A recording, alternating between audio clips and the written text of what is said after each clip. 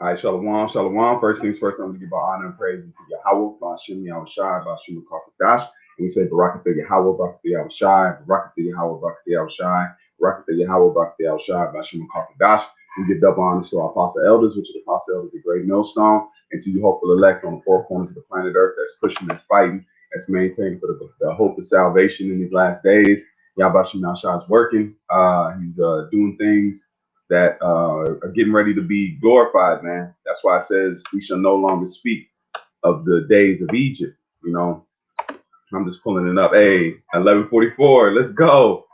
11:44, having to look down on the phone, man. So it's a beautiful, you know, that's like a ordained to the lesson, man. You know, Lord willing, is edifying to those out there, the Akim and Aqua out there listening.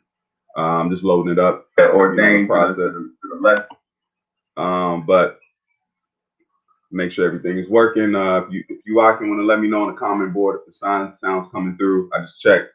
But we're gonna jump right into it. This lesson is going to be on the remembrance of Israel, the remembrance of Israel.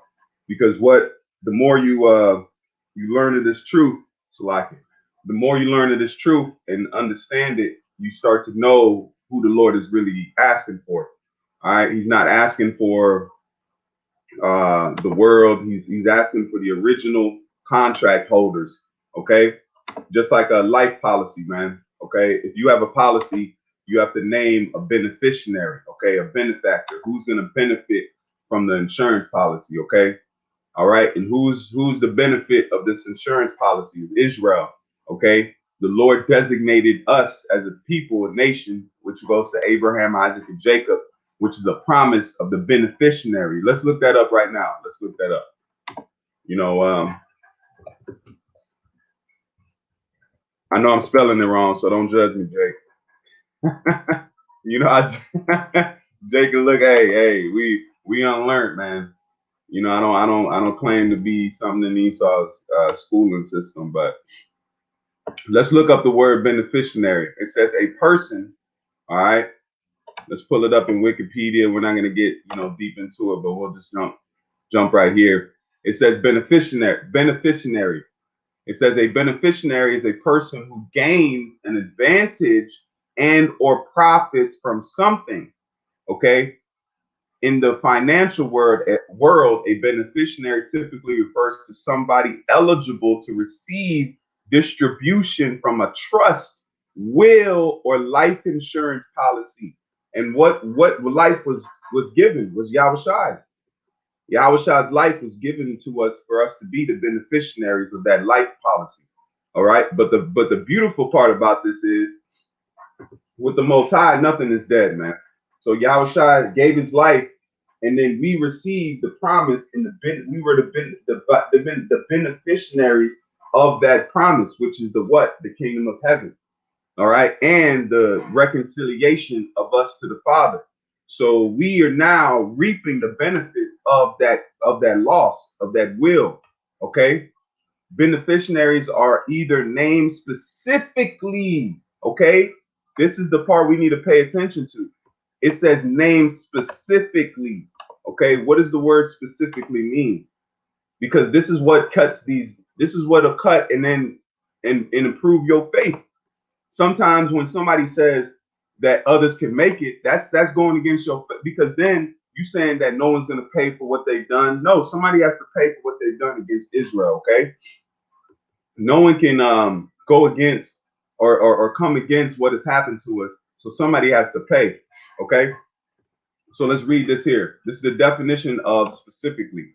It says, in a way that is exact or clearly, precisely, in a way that relates to spices. If I'm reading that right, it says in a way that is exact or clear, precise. So there's a precise beneficiary in this contract.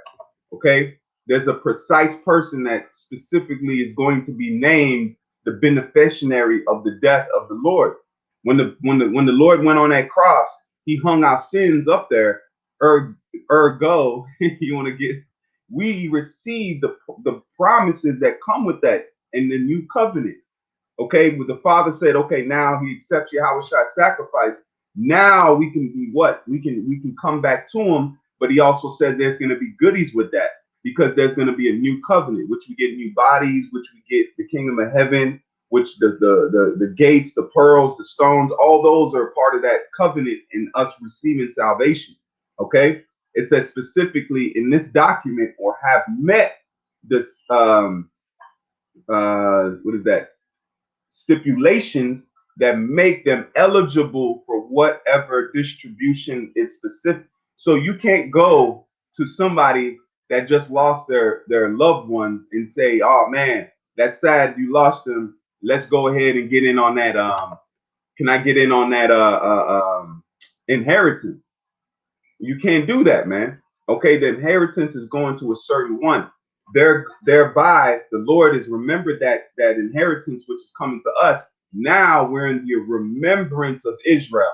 Now Israel's remembering themselves as they being the beneficiaries of this covenant, of this blessing, of the inheritance, which Yahweh Shai is ushered in through his sacrifice, which he's going to be a part of also.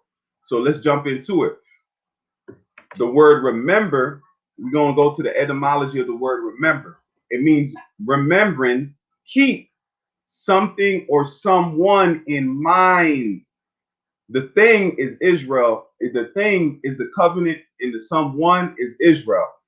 So to keep the covenant or someone, which is Israel, in mind.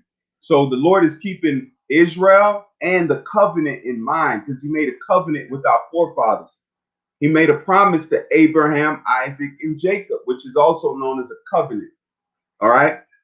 Someone in mind, retain. Now we got to stop. You see why words are beautiful. Words are a library. A word may be a library or index to something else. Okay. So now we have to work. We have to look what the word retain means. What does retain mean? All right. The word retains etymology. The word breaks down to what? Hold back, restrain. That's where you get the word religio from. Okay. But it says retain, continue keeping, keep possession of. So when the Father redeemed us, he's keeping the possession of Israel to himself, because we are his inheritance. Read Deuteronomy. Okay. Deuteronomy will tell you that we are the Lord's possession. We are his inheritance. So the Lord is continue keeping, keep possession of, Old English, return, keep, retain, take into fiducial service. Now I got to look up what this word means. See, we got to learn today. We got to learn different words, man. We got to be wordsmiths. Okay, just like you have a blacksmith, a man that works with metal. All right, we got to be wordsmith, men that work with words. Okay, that's what our apostles and elders have taught us, to be wordsmiths. We are working with metal, just like if somebody works with metal. We work with words, man. And sometimes you got to pound at the metal, just like you work the metal, you manipulate the metal, you manipulate these words to make sure the point is being shown to you. Let's play this. Feudal. It says what? Let's look up what the word feudal means. Let's just look up the definition first. Feudal definition. It says, according to, resembling or denoting the system of feudalism. Outdated, old-fashioned. Let's look up.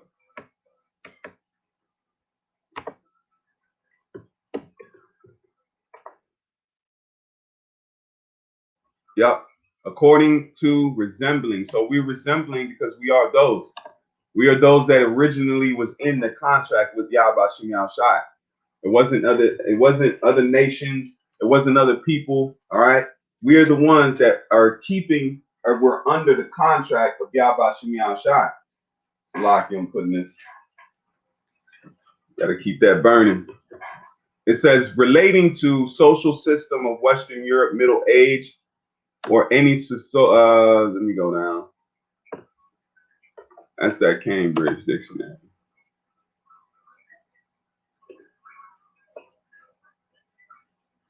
So pretty much resembling. Okay, so let's go back. It says hold back, remember, from Latin reentire, to hold back, keep back, detain, restrain. So the Most High is restraining us back to what we was.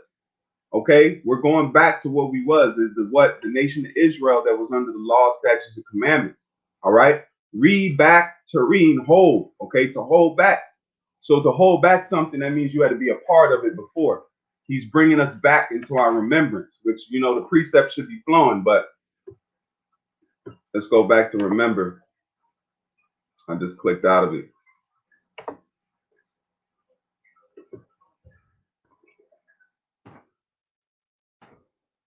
So how could somebody get themselves into something that they were never a part of?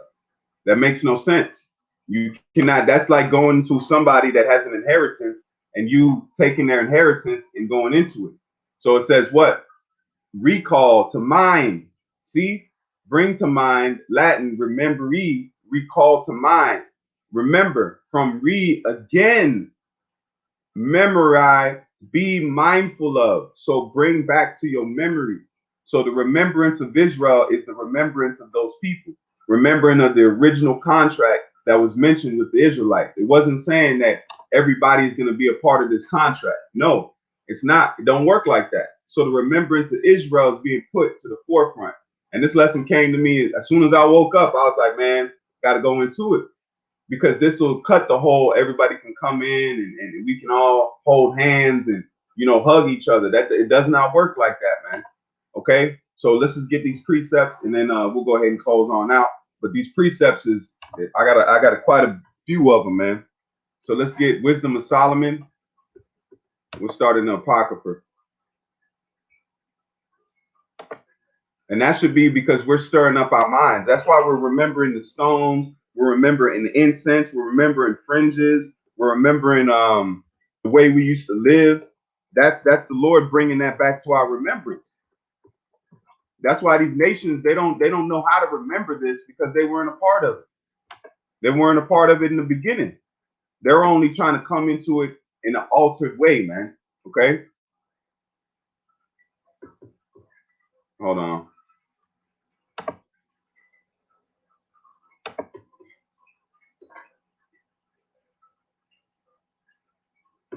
Let me see.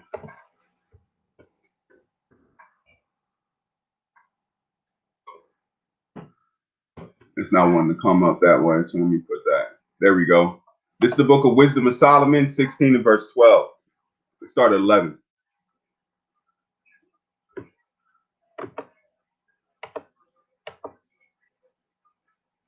Start at verse 11. This is Wisdom of Solomon, 16 and verse 11. And it reads, it says, for they were pricked that they should remember thy words. When you prick somebody, you cut them. Like a thorn pricks you, okay? You get pricked. That's what the Lord did to us. He pricked us. He hurt us. Through what? Slavery. Slavery remembered ourselves. Those were, I call them breadcrumbs. The story of breadcrumbs is what? Where they go into the woods and they have to leave breadcrumbs to remember themselves. So that's what slavery was. The Father was merciful even in judgment. Slavery was a way for us to remember ourselves. Because what do a lot of us hear the first time we come into this truth?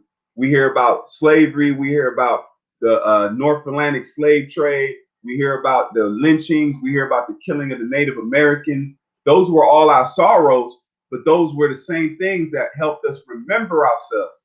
So even we look at the horrible atrocities that took place to us, we still can remember who we are. That's breadcrumbs. That's a way for us to pick them up and remember that, oh shit, why did we get hang on trees? Why did we get our backs whipped? Why were we the bottom of the barrel? Because we have to pick those up to remember them. Just like we out there on the highways and byways, we hold up a sign. We have a slavery sign. We have a displacement sign, because that's us picking up our past to remember who we are, to go backwards. That's remembering. when you got to go back, you retain yourself, you hold back yourself through what has happened to you, man. So you see how cold the Lord is? Even in our slavery, that was our way to remember who he was, man. If Esau was smart, he would have destroyed everything, every lack of knowledge. But he wasn't. He's not smart, man. He's being guided, man. Esau's being guided by a higher force. Okay? Wisdom of Solomon, let's read it again. It says, "For they were pricked that they should remember thy words, and were quickly saved, that not falling into deep forgetfulness." So that's what the Father didn't want us to fall into, deep forgetfulness. They might be continually mindful of thy goodness. See? For it says, "For it was neither herb nor mollifying plaster that restored them." So it wasn't these churches, it wasn't the world that mortified us, because that's what you would call ointment, would be the churches, would be your so-called organization, or other nations to help you out. Because in Revelations it says that they shall what? Care for the woman, where it says the woman went into a place prepared for her, because really Esau nourished us. He nourished us when we were in slavery. He fed us, he made us work in the field, but we were still in slavery. Okay? So other nations can nourish us, but that nourishment did not come from them. That's why it says they didn't suffer our bodies to be put in graves. If you read Revelations, where it says their dead bodies shall lie in the street, lie in the streets of the great city.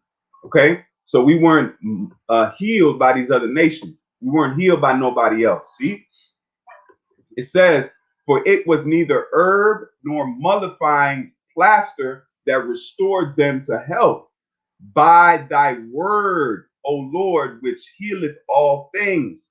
That's why the Father took away the name from us. He took away the understanding from us, because that's what would heal us. Now you know the Father wants us to heal because he's given us back who we are, our identity. He's given us back the remembrance of ourselves. Okay, that remember the words, because then we what? Start following the laws. We wear beards. We follow the Sabbath. We eat the right things. We eat the dietary law. That's the Father giving us that remembrance. Okay, so let me read it one more time to show you how we healed today. If somebody asks us how you Negroes healed, or you Negroes, Latinos, and Native Americans healed, what are we going to say? By the word of the Lord. It says, "For it was neither herb nor mollifying plaster that restored them to health, but thy word, O Lord, which healeth all things. For thou hast power of life and death." Ezekiel the 37th chapter. "Thou leadest," it says, "thou leadest to the gate of hell, and bringeth up again." So what is hell? A low condition. It's not talking about so-called Hades, where you burn forever and you got to get poked by a pitchfork. No, it's talking about the gates of hell, which is the low condition. All right, slavery. All right, being displaced. All these things we went through is hell. That's the low state. All right, we've been buried in the low. We've been put into the bottom of the barrel. The Lord bring us up again. So he's bringing us out of this hell situation that we've been put in. That's what you're seeing. You're seeing the Lord having keys of the bottomless pit. All right. He's able to take us out and he's able to bring us in, man. Okay. So he's bringing.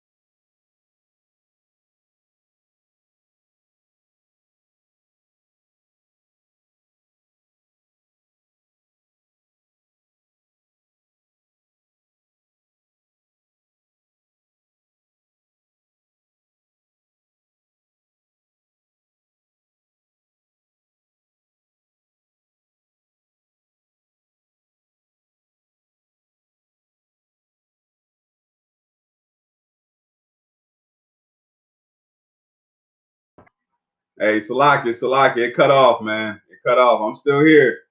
I'm still here. Hold on. Salaki, I'm right back. All right, so like I was saying, it wasn't any other nation. It wasn't nothing. Nobody put us into our graves. Only the words Yahweh Shemi Shai is the thing that healed us, man. So I'm gonna read that one more time, and then we're gonna jump to another precept. And it says, "For they were pricked that they should." Let me jump to verse 12. It says, "For it was neither herb nor mollifying plaster that restored them to health, but thy word, O Lord, which healeth all things." Okay, so the Lord's words is what brought us back to who we are. It wasn't so-called Christianity. It wasn't none of that, because we stayed in the church and didn't even realize that we were singing about us. We were reading about our ancestors. We thought it was everybody can join in and hold hands. It's not like that. This is Hosea 14:7. It says, "They that dwell under his shadow shall return." So that's the important part. You got to dwell under the shadow of the Lord. What's the shadow of the Lord? His words, his laws, statutes, and commandments, and the understanding of these scriptures and the belief of Yahweh Shai. That's the shadow. If you hide under that, you're gonna return. You're gonna be built up. He's gonna give you health, man. All right, which is spiritual health, which transcends into physical health. And even if you don't have physical health, you still are healthy in the spirit, which is the most important. It says, "They that dwell under the shadow, Salaki, they that dwell under his shadow shall return. They shall receive as the corn and grow as the vine, and scent thereof shall be as the wine of Lebanon." See? So we're gonna be. That's this truth. That's why the understanding is flowing the way that it is now. It's not from my own selves. It's from Yahweh Shemi Shai's mercy and giving us that redeem back, that health back. All right. The word there for skin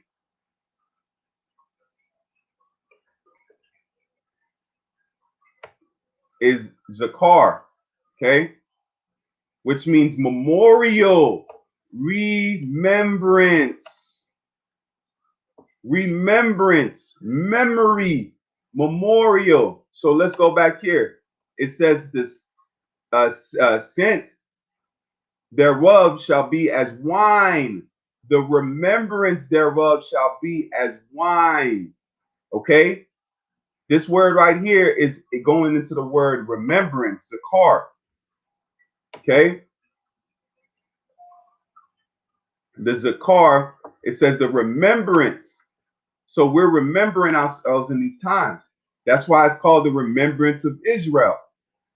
Memory. These is who we are. This is what we was. This is our foreparents. These are our warriors. These are our kings. This is our inheritance. Yahweh Shai died for us. Okay? These are the things that's being put back to our memory. So let's read the verb. Let's read them with that understanding. They that dwell under his shadow shall return. They shall receive as the corn. Salakia. They shall revive as the corn. Salakia. They shall revive as the corn and grow as the vine, and the memory thereof shall be as the wine of Lebanon. So it's going to be a sweet wine, good wine, goodly wine. So the memory of us is becoming goodly, man. That's what you see now. Knowing that you're an Israelite, that's one of the greatest things to have, man. Look at how much dignity you take in yourself. You can tell those that are in the truth and in the world, man. If you in the truth, what you're taking care of yourself. You're mindful of certain things. You carry yourself.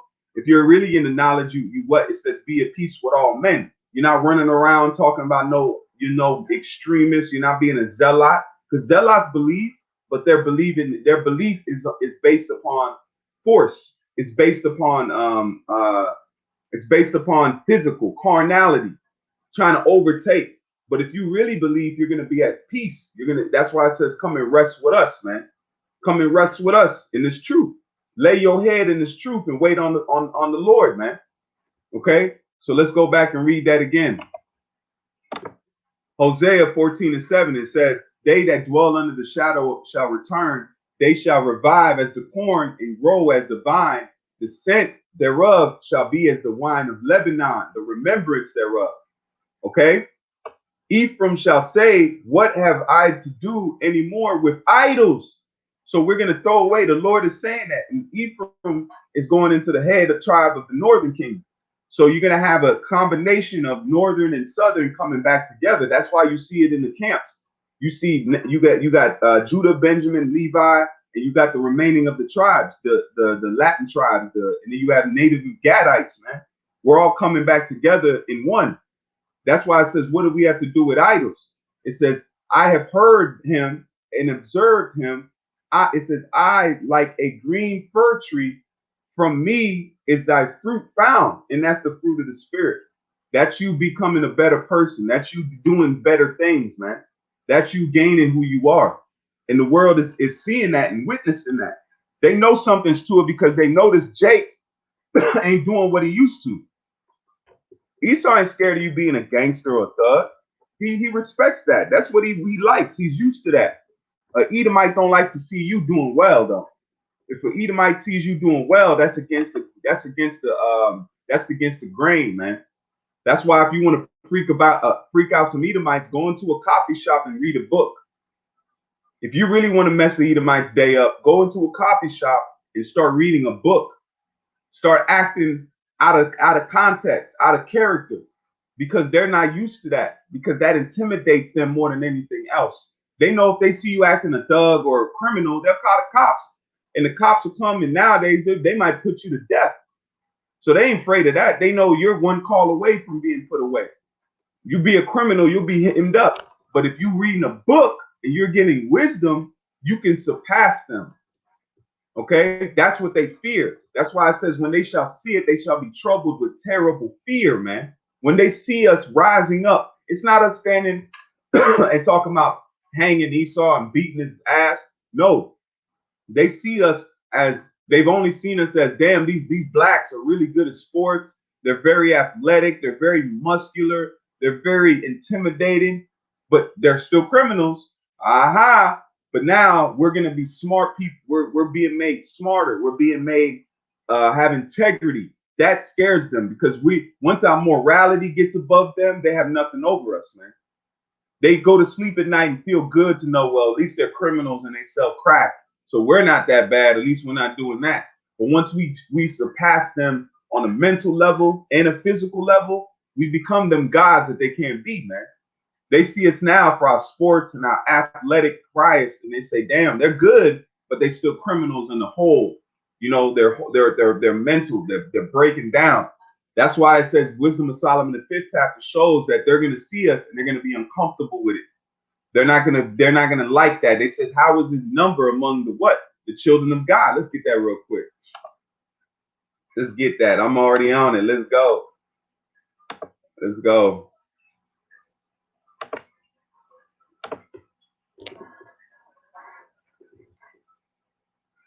Man, hold on. What? What is this? I don't want that.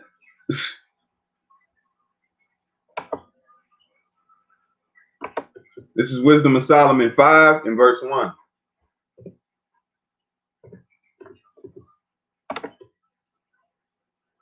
It's Wisdom of Solomon 5 and verse 1. Listen close.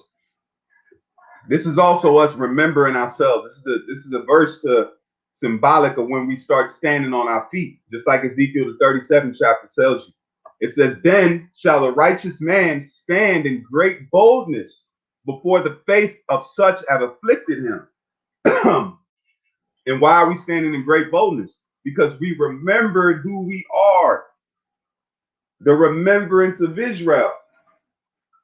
So we're going to stand on our feet and say, we are the Israelites. We are the children and descendants of Abraham, Isaac, and Jacob. All right? Yahushua died for his people, man. He didn't die for the world. John 3:16 is broken down wrong. That's us standing on our feet with great boldness to say that the world is teaching lies and that the world is going to be destroyed. That's bold, man. You're going against what the world says that its future is. Okay? Then shall the righteous man stand in great boldness before the face of such as afflicted him and made no account of his labors. When they shall see it, who's they? The other nations, the other people, predominantly the Edomites. When they shall see it, they shall be troubled with terrible fear and shall be amazed. That means you're acting brand new. You're not acting the same. So being a criminal, being a hip hop artist, being an athlete, those are the same old thing we've been doing. So these nations and these Edomites are going to see us doing something new. They're going to see us acting different, and that's going to scare them because we're remembering who we are, and that's fearful. Because then they're going to be like, they're the children of God, and we hung them on trees. We whipped their back. We choked them in the street out for 8-9 minutes. Oh shit. It says, when they shall see it, they shall be troubled with terrible fear and shall be amazed at the strangeness of the salvation so far beyond all that they looked for. And they, repenting and groaning of anguish of spirit, shall say within themselves, this was he whom we had sometimes in derision, a proverb of reproach. So that's the remembrance of us, and they're seeing it, and this is how they're going to act, man.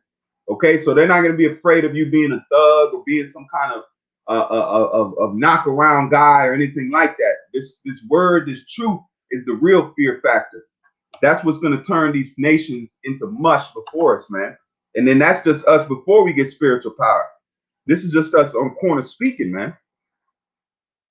You're talking about when we start flying and receiving benefits. That's gonna blow them away, man.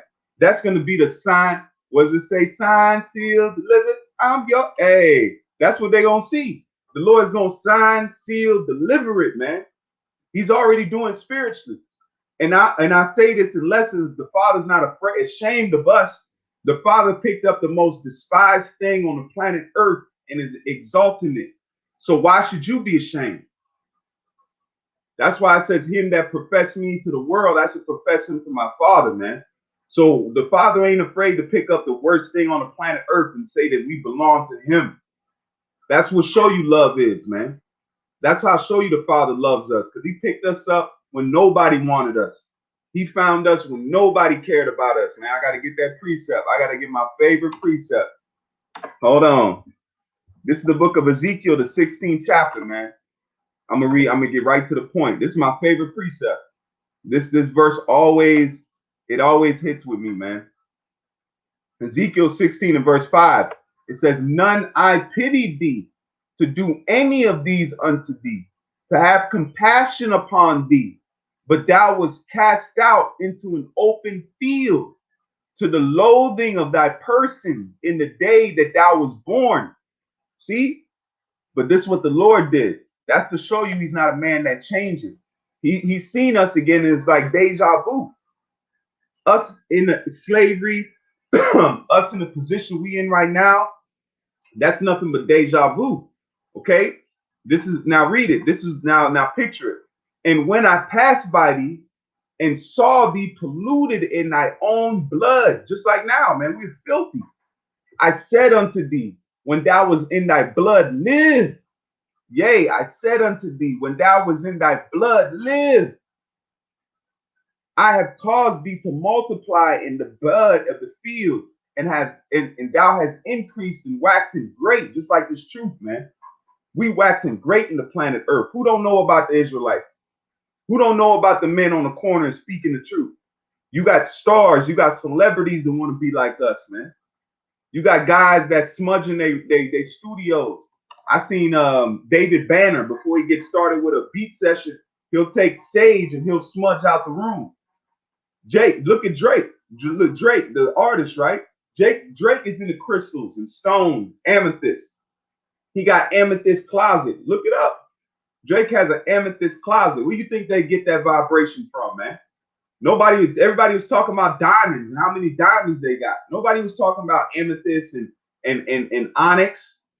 Where'd they get that spirit from?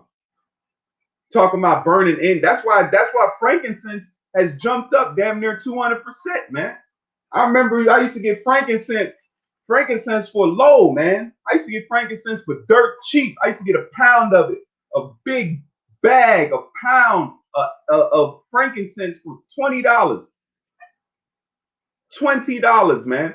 Now it's damn near, man, go try to get it. Look it up. Why do you think that's happening? Because Israel, the spirit of the Lord, is propelling the world into that spirit, man. And it started with the lonely. It started with a mustard seed by the way of Abba Bivens, man. Abba Bivens set the tone, and now you see the fruits of it now with us. We're the fruits of that tree. We're the fruits of that mustard seed. Us on these comment boards, us out here doing the lessons, us out here practicing the ways of Israel in truth and sincerity. We're the fruits of that tree. We're hanging. The Lord is coming to harvest us, man. We're fruits waiting for the harvester, which are the angels, man. That's why you just got to maintain yourself. You got to hold yourself as that fruit and just hold up. The Lord knows you know a fruit when it's ripe, man. Just like you go to the store and you see green bananas, then that green banana starts to turn a little bit yellow. You know it's ready, man. We're like that. The Lord can see us. That's why it says the angels are going to sift us out. So you just got to make sure to do what you're supposed to and be that fruit ready to be harvested in the time that Yahweh is coming, man. He's coming to get the fruit from his vineyard, man. And we be those. That's why we be choice vines. And he's going to drink the wine of it in the kingdom, man. Okay, just like Noah did when he got saved, he stomped the grapes after he got the garden established, and he drank of that wine. The Yahweh is going to drink of us, man. He's going to drink of the fruit that the Father has given him, man. That's why it says men water, but the Father giveth the increase. That's why Yahweh said, no one cometh to me but by the Father. So that just like Yahweh is a husbandman, he planted the vineyard and the Father gave the increase. Every one of the elect was given to Yahweh from the Father, man. Just like in a garden. If you plant a garden, who you think gives you the fruit? Man, you could be out there diligent. You could be out there every day watering, you clipping, you pruning, you making sure everything looks good. But at the end of the day, the Father is who gives that increase of that yield, man. So the 144,000 and the 1/3 is Yahweh harvest, man, from the Father. So let's jump right back into this. I got a few more precepts and then we'll close on out. Let's jump. I'm gonna get to the uplifting ones. This is Zechariah 8 and 8. Zechariah 8 and 8. So now we understand what remembrance is, to call back to mind, to hold back, to retain. Just like you put a retainer, man. You put a retainer on a lawyer means what? You want to keep their services. So the Father put a spiritual retainer on us.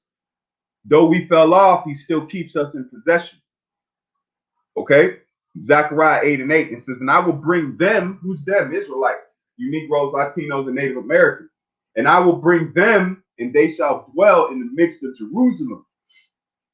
And they shall be my people, and I will be their God.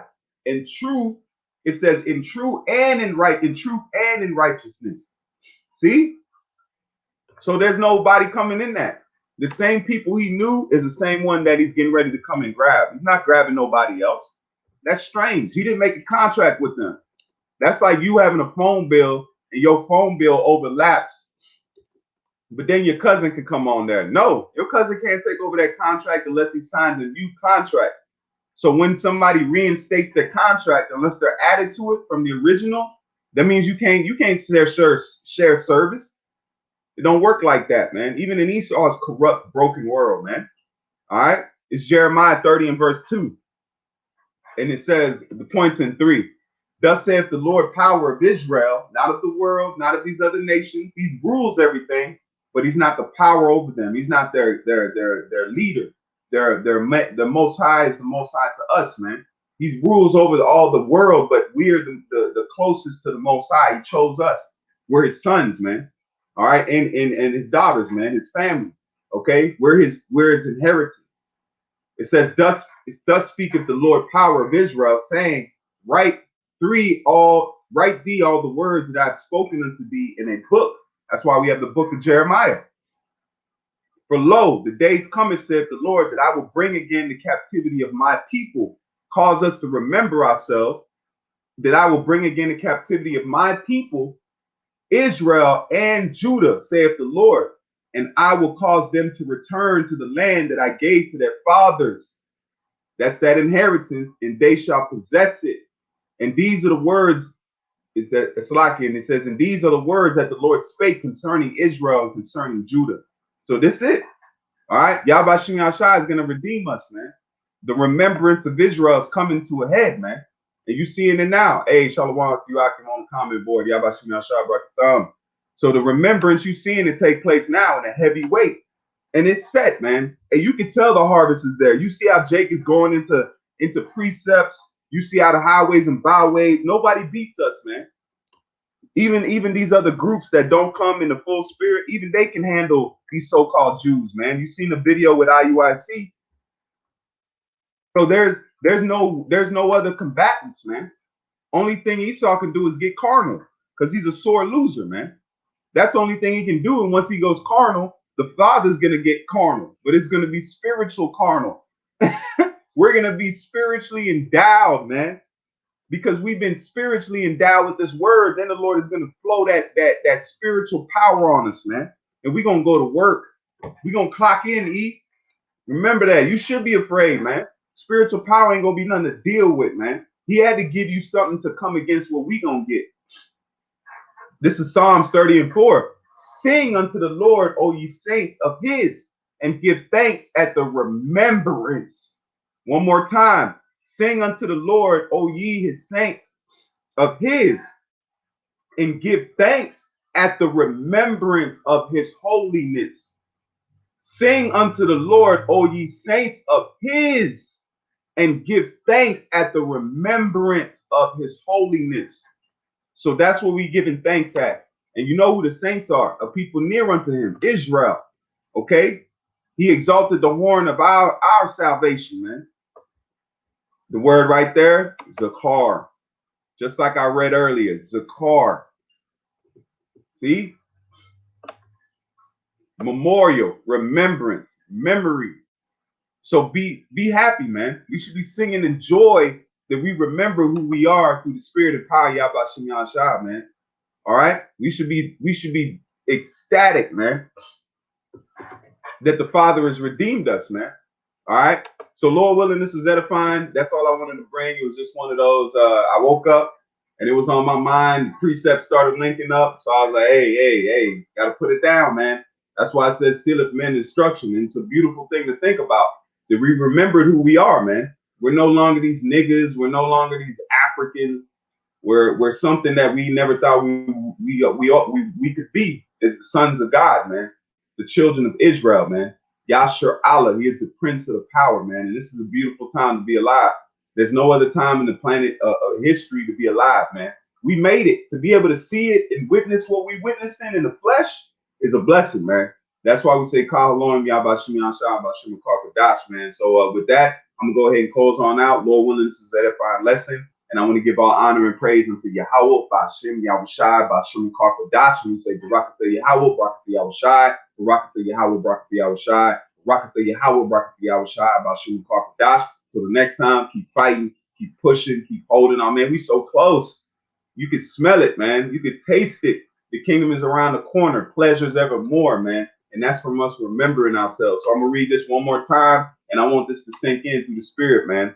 This would be our spirit. This would be something on our mind today. So if you witness this lesson, this hey, man, sing in your hearts, man, at the remembrance of who you are. Psalms 30:4. Sing unto the Lord, O ye saints of his, and give thanks at the remembrance of his holiness, man.